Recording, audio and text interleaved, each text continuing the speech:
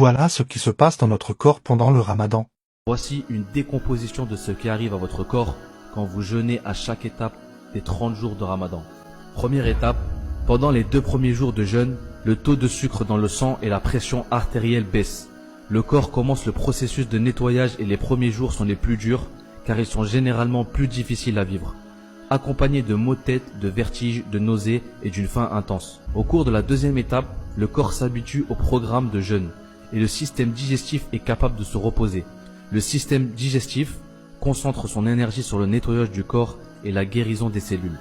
Les globules blancs et le corps commencent à devenir plus actifs. Pendant cette phase, les organes commencent également le processus de réparation. Au cours de la troisième étape, les niveaux d'énergie auront augmenté. Votre esprit sera capable de mieux se concentrer et un sentiment général de bien-être vous envahira pendant le jeûne.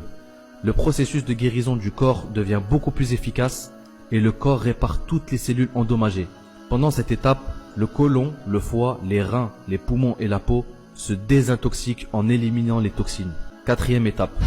Pendant les 10 derniers jours de Ramadan, le corps s'est habitué au processus de jeûne.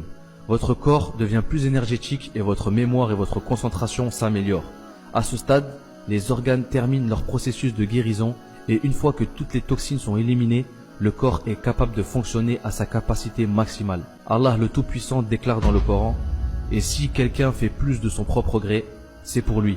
Mais il est mieux pour vous de jeûner si vous saviez. » Les scientifiques s'accordent à dire que le jeûne est une opération d'entretien continu et nettoie notre organisme tout entier.